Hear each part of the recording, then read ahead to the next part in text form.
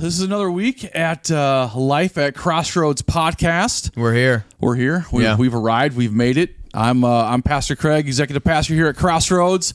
This is Adam, our illustrious youth pastor. Wow.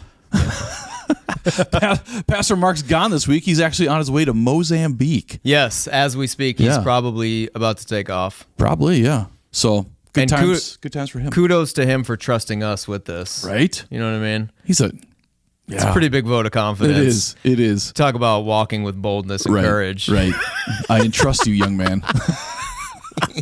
So this week, well, I guess I should probably say, what does he say? His classic, check us out on all your spaces. So whether it's, the books and the faces and all the places. Yeah. Subscribe. Yeah. All the places all that good for stuff. The podcast. Yeah. Yep. Do the things with the buttons. Yes. Yep. Buttons. All right. This week, we got a fun one. I'm excited for this week's topic. Do you want to intro the topic? You want me to intro the topic? I'll intro it. So it's essentially raising children in today's world. Yeah. Like real time today. I'm going to tell you, I was excited initially, and then I was getting a little like, oh man, we're going to really get into some stuff. You know what I mean? Like this this isn't like talking about Peter Pan like I did last time. This is Pastor Adam's life we're about to get into. Yeah, we're about to peel back some layers. I had that realization, I think, not until we were actually walking to the studio right now, and I'm like, it's about to get real. Okay. I think it was either yesterday or this morning. I had a good laugh because I thought two dudes are going to dole out parenting wisdom. Hope you brought a big bucket for all the wisdom we're about to pour out. Right. There should be just a giant asterisk on this podcast. Yes. Parenting wisdom from two dudes. Enough said. Let's. How many children do you have? I have Pastor Craig? Two kids. Okay. 9 and 7 are mine. Okay. Boy, girl. I also have two. About to be 4, about to be 2, both boys. Okay. Yeah. So how do you want to start this off? What do you want to talk about first? Well, let's start off with this one because I think this one's pretty broad. And this one will speak to your wheelhouse a little bit. So, if memory serves, you used to be a public school teacher, correct? Yes. Public school teacher or private school teacher? Public. Public school teacher. Public. Okay. So let's talk about education plans. Okay. What does education look like in the Hathaway house? Will it look like the plan? And how do you feel about public school, private school, homeschool, all that? Here's the thing about me personally, right? Mm-hmm. I am a product of public and private school. Okay. And I'm gonna be real. Even in the last 10 years, I feel like, and listen, a lot of people will be like, they're gonna probably be offended. Be like, it's been 3 minutes, Pastor Adam, you already offended me. Like homeschool was kind of like the weird thing. Oh, 100%. Do you know what I'm saying? 100%. Like if you heard somebody was homeschooled, you're like, oh, I got you. Immediately judged. Not even a breath went by. I was That's like, just how it was. Weirdos. But it was because it was so rare. Yes. You know what I mean? There weren't that many options. And so when you occasionally came across something, you're like, oh, man. So when I was growing up, I didn't know one person that was ever homeschooled. Sure. I went to good schools, what I would consider good schools, even the public ones, just the places I was at. Yeah. They were safe. You know what I mean? It wasn't, it was just a solid education, I feel like. As I've gotten older and I now have a 4-year-old who's about to enter school and a 2-year-old, I'm like looking at the culture and the landscape and and listen, my mom and my sister are public school teachers. There are some amazing public school teachers out there, but I think that the culture and the shift is going fast and hard away from anything that resembles Christianity or God or the morality that comes with that. Yeah. You know what I mean? So for our family, we're going to homeschool. Are you? And that was so God first put it on my heart. Okay. And when I expressed this to my wife, she was like, she looked like deer in a headlights, right? She was like, absolutely not. I will pray this away. You didn't hear from God, right? Me, Satan. Get back in the prayer closet with him because you heard something. She's around now. You need to get back in and come out with a fresh message. So we're going to homeschool. Okay. We're going to homeschool. And I just love the idea, especially as being a public teacher, right? Like I was in a super affluent school in Las Vegas. Okay. Even in the best schools, in the best classrooms, in the best circumstances, the teacher to student ratio is still like 20 to 1. Mm-hmm. You know what I mean? It is impossible to hit every student's learning style and maximize what every individual is learning. It's just impossible. Right. You try to hit a sweet spot where you're like, I'm not leaving behind the ones that take a little longer to learn something, and I'm not boring to death Correct. the top ones. And so you try to hit the middle, but then those two ends are always they're always missing something. So I love the idea that it's one-on-one. If I so choose, my children will never miss anything that I want to teach them. Right. I'll spend all day on one topic if I have to make sure that they get that. You know what I mean? I do. How about you? So a different journey, but public school kid, always public school Yes. kid. I thought my kids will be public school forever because I grew up in a great school district, very affluent school district. Always passing the levies, always doing the right things, you know, growing. So I'm only an idiot because I didn't take my education seriously. So that's on me. Nobody to blame but you. Not on my school teachers. So if you were listening and you educated me at some point in time, I know it's my fault. It's not yours. But that was a mass apology should an ex-teacher of Pastor Craig happen to be watching. Right. So that being said, and again, the one homeschool kid I knew growing up. You knew one. I knew one, my neighbor. But here's the thing. Wow. He was homeschooled because he got in too much trouble. So it was the opposite, really. Yeah. It was got more necessity than a choice. He just made poor choices all of the time. Yeah. And so he just couldn't be in school. Yeah. And his parents pulled him. So it was kind of another, hey, well, this is kind of weird. Yeah. But anyway, so when Harrison, my oldest, when it was time for school, we were in Fargo at the time, put him in school, public school. Great experience. Yeah. Kindergarten was great experience. First grade, great experience. Like, great experience outside of COVID was the big asterisk. Yeah. But Yeah. COVID gave us the lens to education. Right. It put the public school system in our living room. And so we saw what they were teaching, how they were teaching, all that. And again, this isn't even any of the woke culture kind of things teaching. This is just classic what education. they're teaching, you get to see. Correct. Firsthand. Or lack thereof. Were you like shocked, scared, all the above? I was a little surprised. Yeah. I was a little surprised. I was surprised that one of like, my kid grasped this 20 minutes ago and we're still going. Right. Okay, I can see he's getting bored. Which speaks to he's in the top, but they can't leave all the rest behind, so he just got to sit there bored. But then in a different subject, my kid's not grasping this. But they're kind of and so moving I on. know I need to step up as a parent to be like, all right, I'm going to help you, bro. Like, I got you. So we moved to Montana. And again, we were committed to public schools. And we got to Montana, and you're like, kids out of the house, sign me up. To me, I was like, Jasmine could go get a job. She can make money like crazy. You know what I'm saying? It's gonna be great. It's gonna be great. But anyway, so we go to Montana, and the schools were trash. Really? Like, they were years behind. Really? Fargo. And Jasmine was a para in the classroom. Wow. So this is like the epitome of firsthand knowledge. Right. And again, they're doing the best they can. Yeah. But it's just. Yes. They're just that far behind. It depends on the county, the state, the superintendents, like the kind of education they're getting. And you got ranch kids. Yeah. You got city kids, you got all this like diversity going on. And so you just saw firsthand it's hard. Like how things are being taught, all of that. So then the woke culture came pretty hard and fast there. Yeah. And I'm in a board meeting. In Montana. In Park County. That's a trip. I just tipped my hand. Park County, Montana, of all places. Wow. Rural Montana. It came in because Livingston changed. So Livingston was and is changing hot and fast. But anyway, so that rolls in. I'm in a board meeting, a school board meeting. Yes. And one of the board members, like I think they were talking about masking policies, whether or not they want to bring it back, what they should do post-COVID. We're way past COVID. Yep.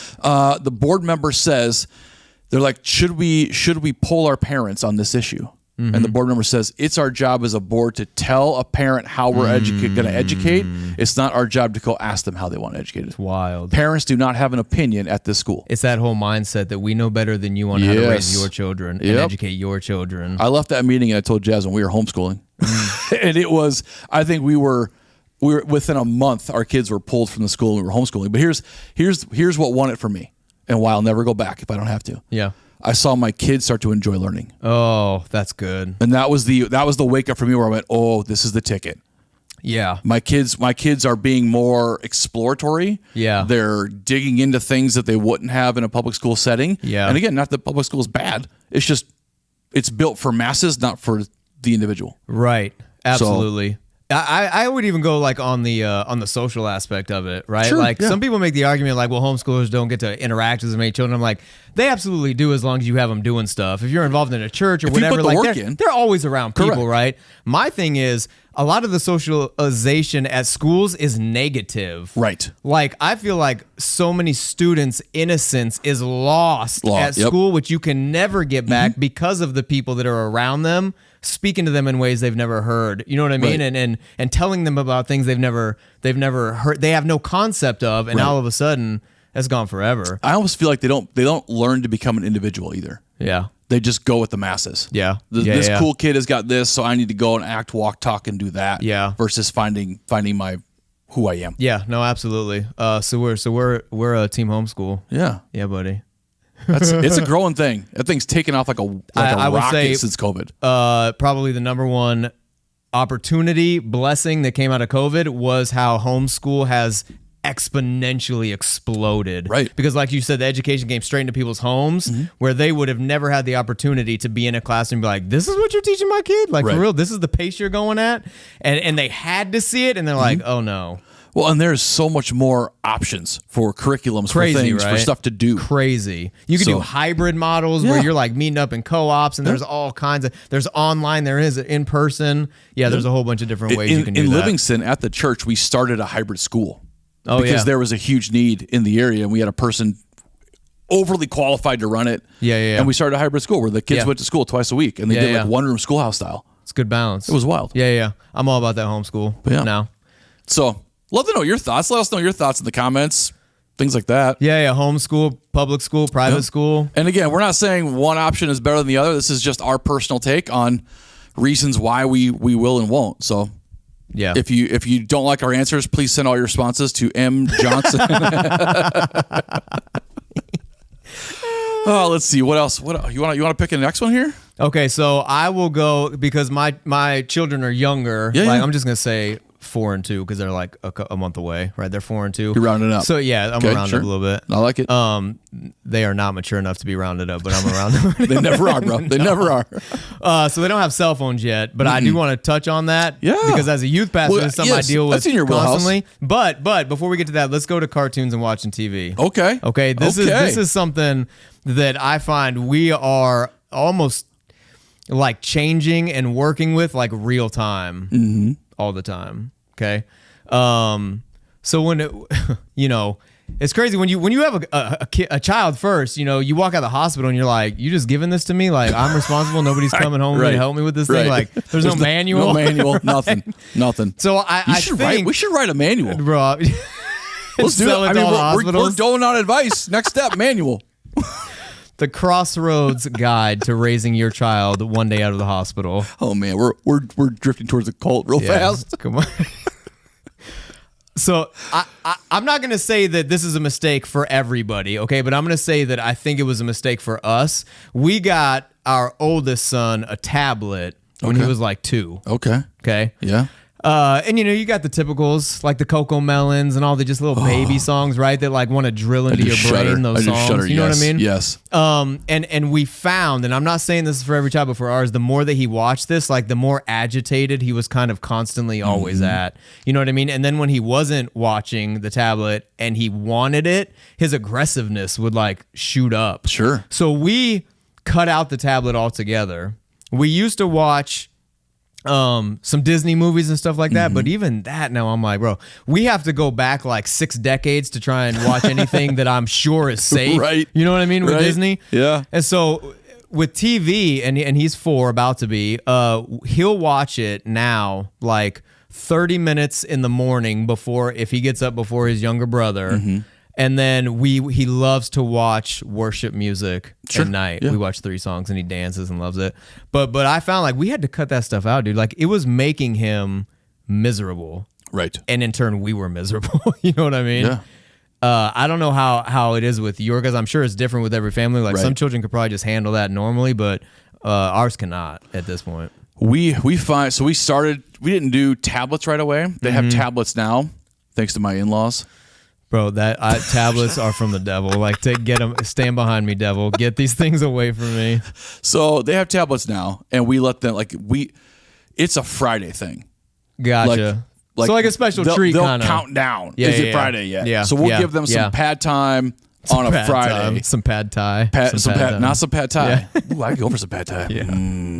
We'll give them pad time for like an hour on a Friday. Okay. And that's what they get pad for. Yeah. Unless we're on a road trip, in which case, go nuts. But that's a whole other thing. But anyway, like they're 9 and 7, they can get up, get their breakfast, kind of do some stuff on their own. Yeah. So they can get up and they'll watch cartoons. Yeah. So they'll watch cartoons on the TV. Yes. Not on a pad, not separately together in the living room on the TV. And they can watch from a pre-selected list of things. Right. You got a pre-approved list Yeah. on. Let me ask you this, because you have a boy and a girl. Do they play with each other? Like, do they get along well? All day. So this was the other amazing thing that I found when Jack, that's our oldest, was allowed to watch tablets. He was like borderline civil to his brother. Like, Sure. Yeah. You know what I'm saying? Yeah. He was like, I don't need you. I got cartoons. Like, Right. get away from me. Right. And as soon as we remove that stimulation, all they do is play together. Right. And all they do is go around and explore and like get into things. And I'm like, that thing was just numbing and sucking the life out of Right. him. Yep. It's crazy. Yeah. So yeah, we are down to like a minimal amount of that. And now we've learned, and the younger one does not have a tablet in his hand as he turns two, you know. And actually the tablet has been removed altogether for like the past 6 months about. Sure. And he, you know, they get over it. Yeah. He done. Unless we go on a plane or something, and I'm Right. like, I'm not going to torture the 20 people around me. No, it's for them, with this not screaming us. child. Yeah, but it's a special thing. Correct. You know it's what a I mean? one-off. Now, but even then, like the brain drain that happens is real, even at 9 and 7. oh, it is. It's Yes. numbing. They're like zombies in front of that thing. If they're on that thing for too long, all of a sudden they are like, especially my oldest, Yeah. he will be a pill for a bit. And we Yes. have to correct him hard and fast. Just the pill. I will say this, because I'm not going to just straight bash all that stuff. Like, the 4-year-old has learned some things that are good. Oh, like absolutely. just vocabulary Yes. that we didn't teach him, that I know he got from For certain. watching that. But I'm like, on the whole, not necessarily a good thing. What about this? Because your 9-year-old is almost, in today's culture, not yet, I don't think, but getting near that cell phone yes. age. You know what I mean? Yeah. How? Because I got some strong opinions as a youth pastor on cell phones. How are you guys? Have you talked about how to handle that yet, or you have a plan? We are not a pro cell phone family. Amen. So that's just that. And Harrison wants one because he wants to FaceTime his buddy in Montana. Right. So like that's the thing for us now. Is That's he wants the that rub. connection. Yeah. And he just wants to be, he wants to be cool. Every kid does. Yes. But we're like, in my mind, I'm like, when you start driving, you can have a cell phone. I can flex that down to like 14 going to a friend's house. Yeah, But yeah, like right yeah. now we have our landline is like a third phone line that we got free on our family I want plan. to get a landline in our house so bad. Friends of mine brought it back. I want to bring it back with the long cord, and Oh, it's yeah. like bent around Gotta the walk door around the frame, house. like having a private conversation. So we have that as our landline. So he can call his buddy on that. Kids, And our- students watching this like, what's a landline, Right. dude? Like, what language well, you see, are you kids, speaking? the landline is a phone plugged into the wall, and you got to talk on it. Like, I still don't know what that is. Google it. It'll blow your mind. So you got like a 14 at the youngest, and then 14's definitely when they're like, driving. here's the phone that doesn't belong to you. It's the family, This is again, on loan. landline. Yeah. Because you're going to your buddies and I want to find you. Gotcha. I'm a Life 360 you. Yes, yeah. Keeping tabs on you. Believe that. Yeah.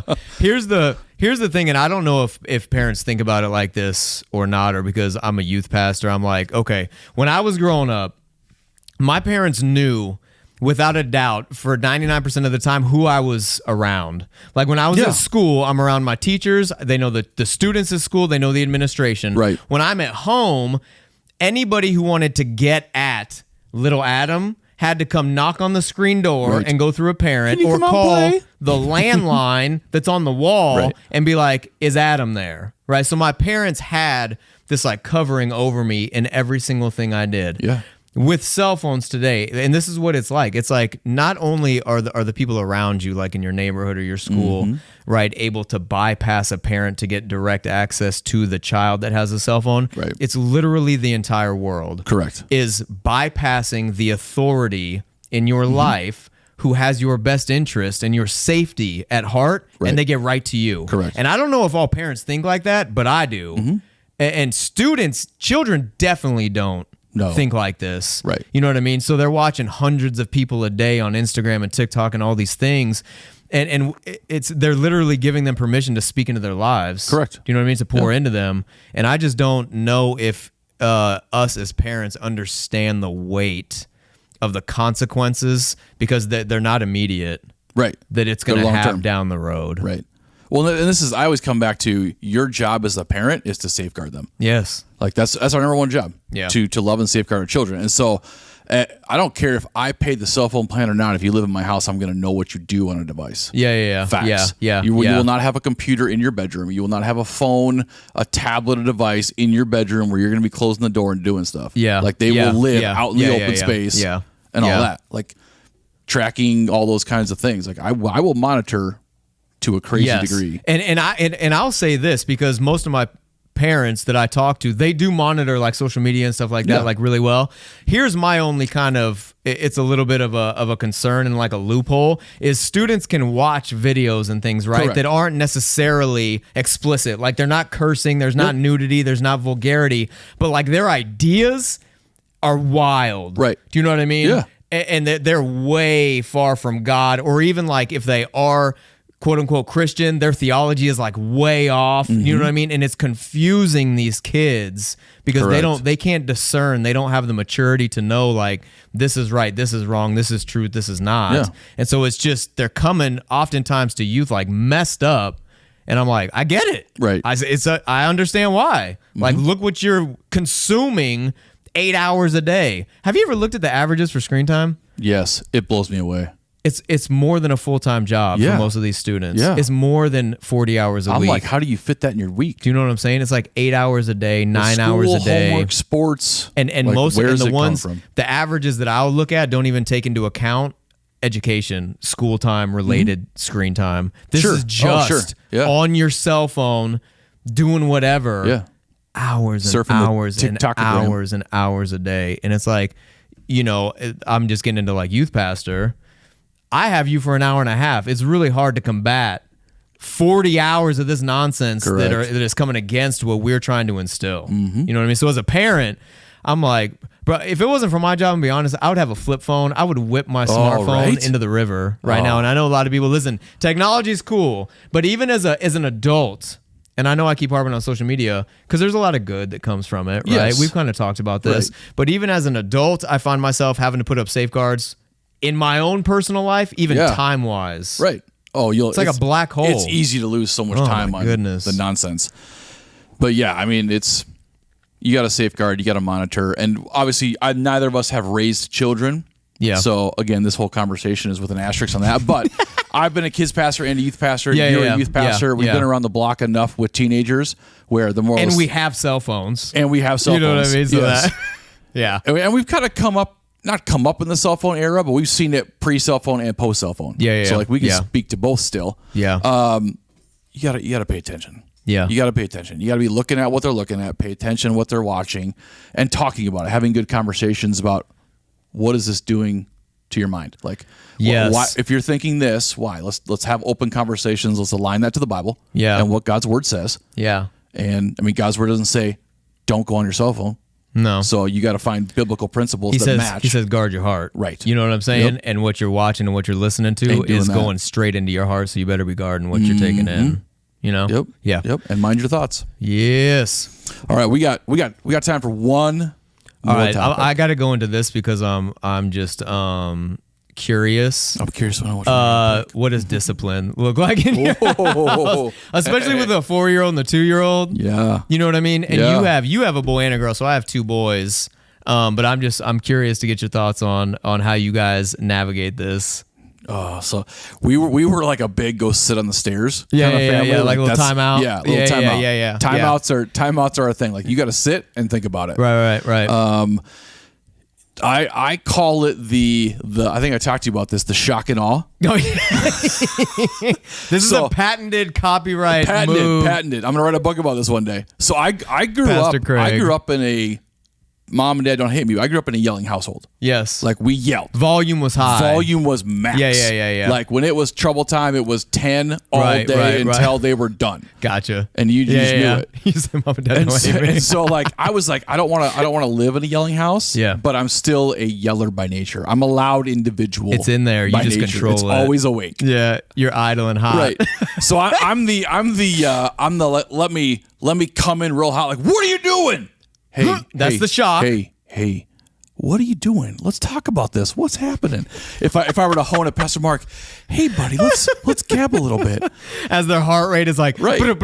Because here's what I noticed. Down. My 9-year-old, if you're yelling, he tunes you out. Which is the boy. Yeah. He stares directly into your eye holes and he tunes you out.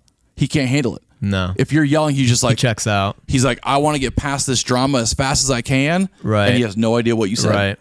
And so if I bring it back down, then he's jolted out of his nonsense. Yes. And kind of works it back through. My younger one, she's a pistol. she is me, and she is a pistol. And TBD on that one. Yeah. But right now, you're still working through right things. now, timeouts and gentle conversations because she will just start crying. Oh, so gotcha. Like that one, like if I raise my voice, I'll see the tears start to well, and I'm like, I'm a terrible dad. Yeah. So that's the quick and dirty discipline. Yes. So the one that's about to be a 4-year-old, he is like he is wild. I'll say that, like energy wise. I mean, dude is like a hummingbird. Like he just wants to move, right? Yeah. He is so strong-willed and like has this natural like I'm a fight. You know what I mean? Like it could be anything. Like, Jack, do you want a piece of cake? His initial reaction is like, no. And he's like, oh yeah, I do. Like his initial response to anything is like, whatever you say, no. Opposite. And then hold on, let me think about this. And so we're trying to work through that. But man, I'll tell you what, it is not easy. It's not. Like he is not sensitive. Sure. Like yours are. I mean, like, I don't like to yell either. I try and just be real stern with him, but he's just kind of like, can we get through this? You know what I mean? And my wife, who is much, it's so funny because when we first had kids, my wife used to always say, she's like, oh, you're just going to be the parent that has like all the fun and I'm going to have to be the stern one. And at the time, because you don't have a kid, you don't know. Right. But then when we had one, it was instantly like, I'm the authority. I'm like militant. And she's like, oh, come here. Mama loves you, baby. Right. You know? You're like, wait. And I always joke. That's not when we played it. That switched so fast. But man, it's just, it is challenging with a child who is so tough and just, it's almost like I don't want to say obstinate because he's so sweet. Like it's there, but you know what I mean? Yeah. We were working through discipline in real time, but our youngest one will do the same thing. Like if I even look at him wrong, he's like, yep. And so you got to, even though they're both boys, we have to raise them completely differently. You know what I mean? I think it's lazy parenting to try and apply the same parenting disciplines like all kids are the same. And not constantly be evaluating. Yeah. And that's just like going back to homeschool. Like you can be prescriptive. Like each kid is different. You have to be successful at least. You know what I mean? Yeah. So yeah, that'll be. Well, I'm getting the wrap it up from Brian, our producer. That's cool. And my phone's about to go off. So we will call it there. I don't know. I hope you guys leave comments. Like, tell us all about how your thoughts on cell phones, like screen time, schools, discipline. Come on, that's the thing. I'm interested in other points of view. Yeah, you know what I mean? These are just our thoughts. Yeah. This is we haven't written the manual yet. We're going to get to that soon. So be watching for that manual to come out so we can tell you all how to live your lives. Yeah. But until then these are just our musings. Yeah, absolutely. In general. Well, I hope you guys enjoyed it. Yes. And we'll see you next week. So yeah, like us on all the things, and we'll see you next time. There's a special one people are going to want to tune into next week. Hopefully it works out. Yeah. Make sure and tune in next week because it's going to be a special on location filming. On location from Pastor Mark. Style. So if you paid attention at the beginning of this podcast, you'll know where the on location side is. Yes, sir. All right. See how I did that? Thanks, dude. Yeah. Thank you. We'll see you next time. All right.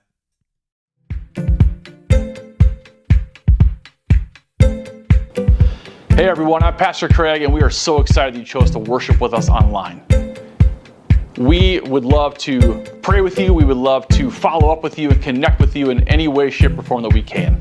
You can check us out on social media, Crossroads OKC, online at crossroads.church, or you can check us out in person at any one of our numerous service options. If you have a prayer request today, we would love for you to drop it in the comments, raise a hand, and we will have a pastor that would love to follow up with you.